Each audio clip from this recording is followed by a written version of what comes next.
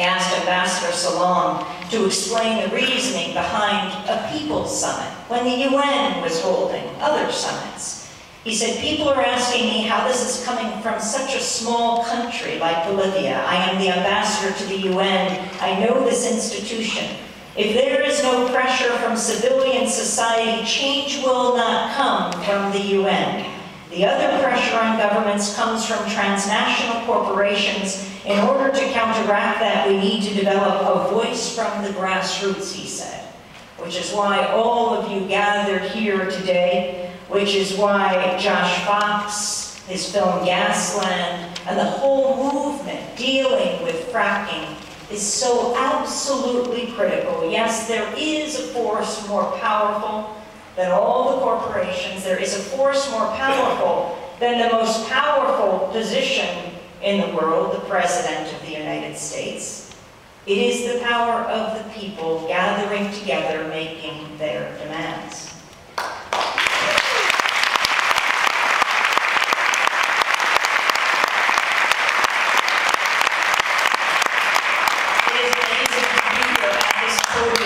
Where Abraham Lincoln spoke, I think also Frederick Douglass came here.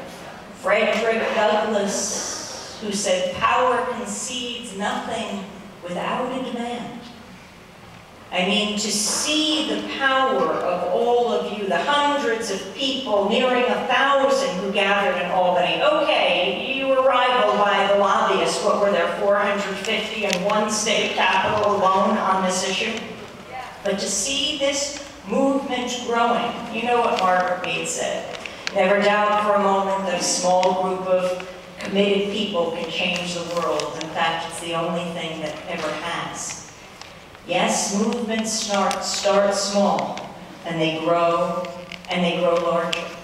And you never know when that magic moment will come. But if you are involved in making social change, you will help build the foundation so when it does, you will have helped to determine history.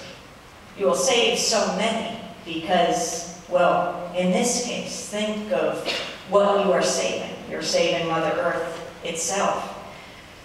President Obama knows the power of making a demand. When he was running for president, he was in a backyard in New Jersey. Before it was clear he would become president, he was answering people's questions. He was running for president. He was senator then. Someone raised their hand and they said, what are you going to do about the Middle East? And he told an important story. He told the story of A. Philip Randolph. He was the greatest organizer of the 20th century. He organized the Brotherhood of Sleeping Car Porters, the black conductors who ran the Pullman trains. And then he organized the 1963 March on Washington, where Dr. Martin Luther King gave that great address, his I Have a Dream speech. That was A. Philip Randolph. And President Obama told the story of A. Philip Randolph meeting with FDR. Eleanor Roosevelt took A. Philip Randolph to meet with her husband, the President of the United States. And A. Philip Randolph held forth and told him about the condition of black people in this country, the condition of working people in this country. And FDR listened intently, and then he said, I don't disagree with anything you said, but you'll have to make me do it. Make me do it. And that's what President Obama said to someone who asked him about what he would do about the Middle East. And I think we could use that dictum, those words, in so many different situations, representing so many movements. I'll end with the hope. I mean, look what we are witnessing in the Middle East. We're witnessing the gathering of people, millions of people. When you look at what happened, for example, in Egypt, we're witnessing an Arab Spring. We need an American Spring. When you look, and we can learn from the cross-section of Egyptian society. Who ever thought, even in December, that this would happen? It shocked many Egyptians as well. But when they gathered together, when they came out of their homes and their workplaces and went to Tahrir Tahrir Square, which means liberation. First dozens, then hundreds, then thousands, then hundreds of thousands, then millions of people in Cairo and Alexandria and throughout Egypt. Well, many of you might know the story of what happened there, hearing the voices of the young activists and the artists and the doctors and the nurses and all of those who gathered by listening to or watching Democracy Now! The amazing reporting of our senior producer, Sharif Abou-Kudus, a son of Egypt who had gone home to bring you the voices of so many. And when the Western reporters were holed up in their hotel rooms because they were so threatened by the thugs in the streets, reporting from an undisclosed location, all the TV screens said, there was Sharif Abou-Kudus broadcasting from Tahrir, saying exactly where he was and who he was, and most importantly, pointing the mic to all of the different people, Mona Al-Saif, a young activist, Nawal Saadawi, 79-year-old Egyptian feminist who's been imprisoned and exiled, Adef Souef, the great Egyptian writer, and you were hearing with your own ears, watching with your own eyes, these magnificent voices talking about their hope that could only come when they all gathered together. In the last days, just before Mubarak fell, a young blogger disappeared. His name was Karim Amr. He had already been imprisoned for 4 years under Mubarak.